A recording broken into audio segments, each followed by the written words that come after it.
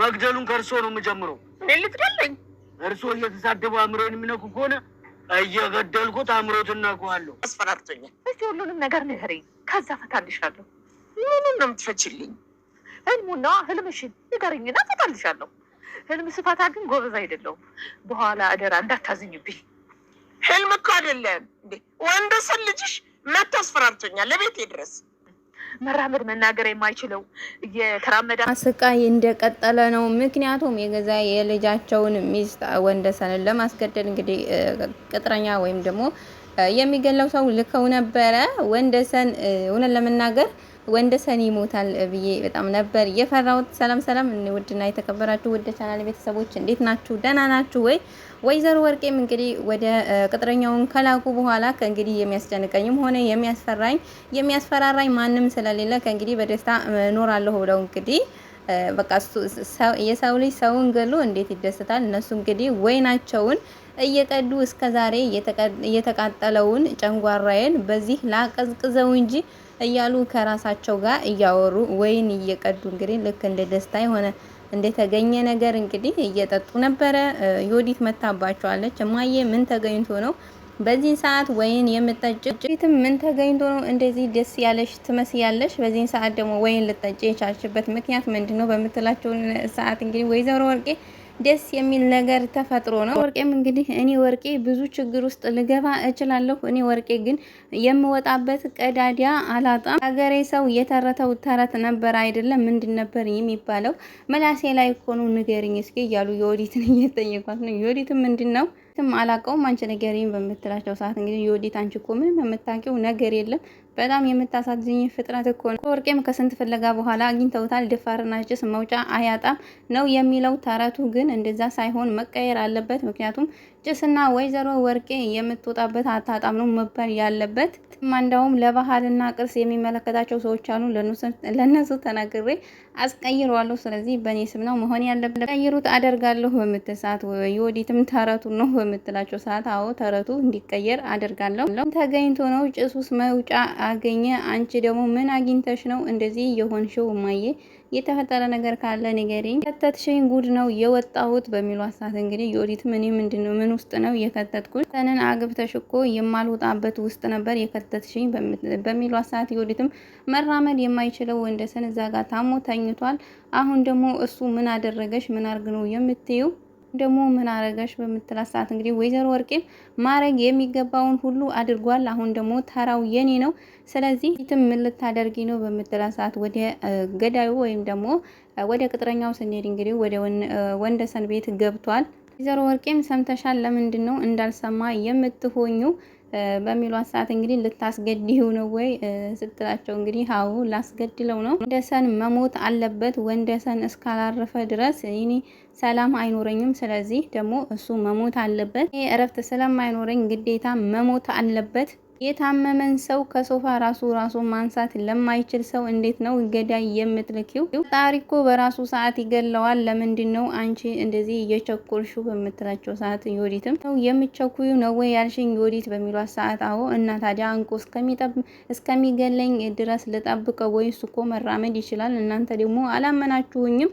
አንድ ቀን ከመግደሉ በፊት እኔ ደግሞ ልቀድመው ይገባል። ስለዚህ እሱ እኔን ለመግደል ይፈልጋል፣ እኔ ደግሞ እሱን ቀድሜ እገለዋለሁ። እኔን ጨርቄን ጥዬ እንዳብድ ካደረገኝ በኋላ ወደ አንቺ ነው የሚዞረው። አንቺን የረሳሽ መሰለሽ ወይ? ምክንያቱም እኔ እስከማብድ ድረስ ነው እየጠበቀ ያለው። ስለዚህ ተረኛዋ ደግሞ አባጅ ቀጣይ ላይ አንቺ ነሽ። እሱ ደግሞ መራመድም ሆነ መሄድ ይችላል። አይማዬ የማይሆን ነገር እኮ ነው ዝም ብለሽ የምታስቢው በምትላቸው ሰዓት ፈዛዛዋ ነቃ ብለሽ በደንብ አድርገሽ አንቺ ራሱ እየጠነሰሰልሽ ነው ያለው። ምክንያቱም ላደረግሽው በሙሉ ይበቀልሻል። በዚሁ ዝም ብሎ አይቀጥልም። መራመድም ሆነ መናገር ስለማይችል ይሄንን ሊያደርግ አይችልም በምትላቸው ሰዓት ወይዘሮ ወርቄም እናቱ ላይም እሱ ላይም ላደረግሽው በደል ይበቀልሻል። ስለዚህ ቀንሽን ጠብቂ። እዚህ ነው እኔን ሳይጨርስ አንቺ ጋም ሳይመጣ ልጨርሰውና ላስወግደው የፈለኩኝ ላይ ቀጥሬ የላኩት በሚሏት ሰዓት እንግዲህ ዮዲትም እንዲገለው በምትል ሰዓት ወይዘሮ አይ እንዲህ ስመው ነው ለምን ብሎ ይገለዋል። ዮዲትም እንግዲህ አሁን ለቀጠርሽው ቅጥረኛ ደውይና ስራውን እንዲያቆመው ንገሪው። ምክንያቱም እሱ መሞት የለበትም። ወይዘሮ ወርቄም ለምንድን ነው አቁም የምለው በሚሏት ሰዓት እንግዲህ ዮዲትም ምክንያቱም አንቺ እጅሽን በደንብ ማጨማለቅ የለብሽም እሱ ራሱ እኮ በራሱ ሰዓት ይሞታል በምትላቸው ሰዓት እንግዲህ ወይዘሮ ወርቄም ረፍዷል። ምክንያቱም እስካሁን ድረስ ሞቶ መሆን አለበት። ምክንያቱም እስካሁን አይቆይም ገዳዩ ከሄደ ቆይቷል። ወይዘሮ ወርቄም ባልሽ ሞቶ ይሆናል እስካሁን ዮዲት የቁርጥሽን ወቂ በሚሏት ሰዓት እንግዲህ ባሌ ሞታ ገደለው ወይ እያለች ዮዲት ደግሞ የሆነ ትንሽዬ አዘኔታና ርህራሄ እያሳየች ትመስላለች። አሁን የት ነው ያለው ያለች ዮዲት እየተጨነቀች ነው። ወይዘሮ ወርቄ ግን ማለት ነው በውሃ በጭቆኮ ነው ወይን እየጠጣችሁ ያላችሁት ማለት ነው። እንደው ለመልኩ ራሱ ላይ የያዙ ራሱ ለወይኑ ክብር ራሱ ማለት ነው ትንሽ ግራማ ብርጭቆ ቢሆን አሪፍ ነው።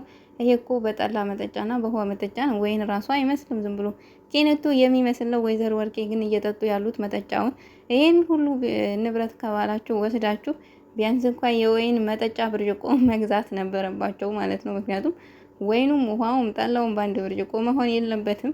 ወይዘሮ ወርቄ ልንገራቸው እየነርግጥ ገምጋባ ናቸው። እንኳንም በዚህ ጠጡ የላስቲክ አልሆነ ማለት ነው። እንደ ወይዘሮ ወርቄ አኗኗርና አያያዝ ቢሆን ይሄ ብርጭቆ ራሱ አይኖርም ማለት ነው። ገዳዩ ቅጥረኛም እንግዲህ ወንደሰን ቤት ገብቷል። ወንደሰን ቤት ገብቶ እንግዲህ ወንደሰንን ሊገለው በፈለገው ሰዓት ወንደሰን የተኛበት ቦታ የለም ማለት ነው። ምክንያቱም ብርድ ልብስ ብቻ ነው ያለው። ደንግጦ ፈልጎት እኔ ግን እውነት ለመናገር ይሄ መርማሪው መስሎኝ ነበር። እውነት ለመናገር ጩቤውን ይዞ እኮ ነው የገባ ሊገለው። እውነት ቢያገኘው ሊገለው ነበረ። መርማሪው ነበር የመሰለኝ ያው መረጃ ሊሰበስብና ግን ደግሞ መርማሪው ቢሆን ኖሮ ያው የውሸት ብቻ ግን መርማሪው ነው ብዬ አስቤ ነበር እንደ ራሴ ማለት ነው። ወይዘሮ ወርቄም ነቀርሳ የሆነው ባልሽን ነቅዬ ነው የምጥለው። ስለዚህ አንቺ ምንም መጨነቅ ማሰብ አይጠበቅም። እኔ የተመኘውን ሞት ደግሞ ራሱ ባልሽ ነው የሚወስደው የሚጠጣው ጥዋውን። ባልሽ ቀስ በቀስ አሳብጄ እገልሻለሁ አይደለም እያለኝ ይህን እብደት ሳያይ ሰማይ ቤት ነው የምልከው። ዲትም አሁንም መራመድ ይችላል ልትይ ነው ወይ በምትላቸው ሰዓት አዎ መራመድ ይችላል። እውነቱን ነው የነገርኩሽ። ሰውየው መናገርም ሆነ መራመድ ይችላል። ማመን አለማመን ያንቺ ፋንታ ነው። ዲትም በአይኔ ያየሁትን ሁሉ አላየሁም ብዬ እንዲክር ነው ወይ የምትፈልጊው? እሱ ደግሞ ከሶፋ ላይ ራሱ መቼ መንቀሳቀስ ይችላል እና ነው ባልሽን ያየሽው ሶፋ ላይ ተኝቶ ነው ወይ በሚሏት ሰዓት አዎ ሶፋ ላይ ተኝቶ ነው ያየሁት ስትል ዮዲትም እንግዲህ ባልሽ እሱ ውሸታም ነው፣ እዛ ጋር ድራማ እየሰራ ነው። መራመድም ሆነ መንቀሳቀስ ይችላል። ስለዚህ አትመኙ። ዮዲት አለምዬ ራሱ የእሱ ተባባሪ ነች። እኔን ሲያየኝ እኔን ያስፈራራኛል፣ አንቺን ሲያየሽ ደግሞ ሶፋ ላይ ኩርምት ብሎ ይተኛኝ። በኋላ አመንሽኝ አላመንሽኝ ምንም አታመጭም። ካሁን በኋላ ያንቺን እርዳታ ራሱ አልፈልግም። በራሴ የገባሁበትን ጣጣ ራሴ ጨርሰዋለሁ። ስለዚህ ያንቺን እርዳታም ሆነ ምክር አልፈልግም። ዝም በይኝ። በሰው ልታስገድዩ ነው ወይ በምትላቸው ሰዓት ተንከሲሷ አንቺ ራሱ እኮ በጣም ጨካኝ ነሽ።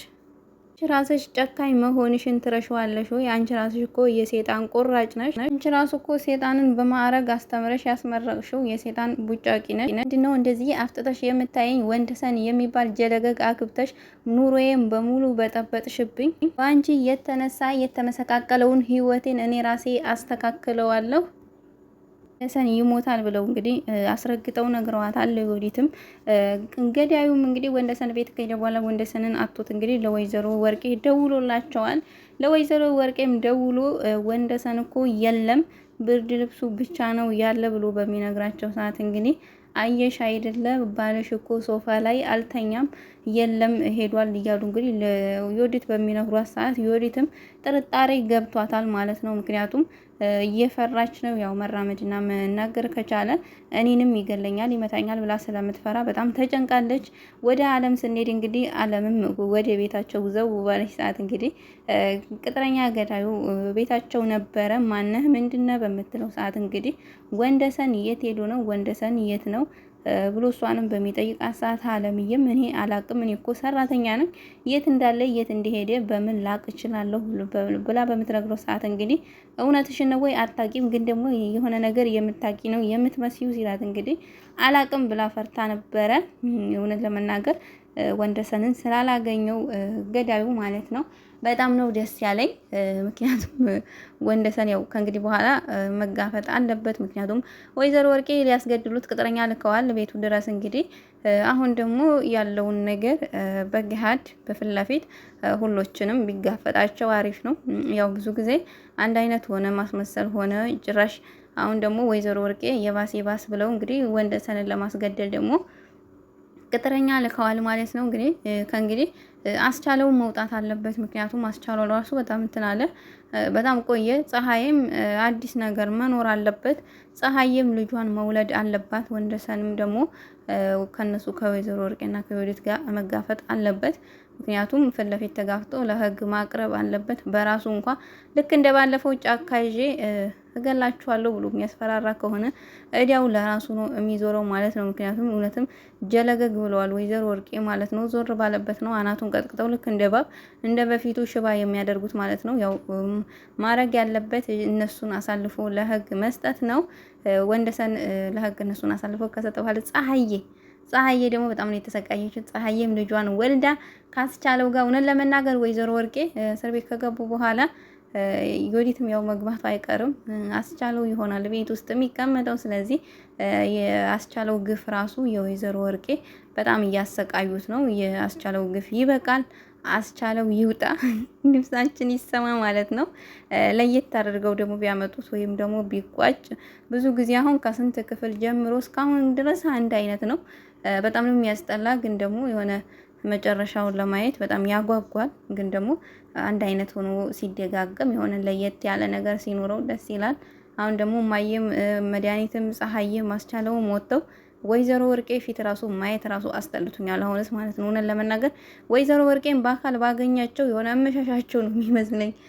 ያው ይሄ ገጸ ባህሪ ሆኖ ቢጫወቱም ግን የሆነ ፊታቸው ራሱ በጣም ነው የሚደብረውና ያስፈራልና ቀየር አድርጉልን፣ አዲስ ነገር አምጡልን። ያው ቀያይሩት ያሉት ሰዎችን ማትቀናንሱብን። እነሱ ሲኖሩ ቢያንስ ድምቀት ናቸው የድራማው ማለት ነውና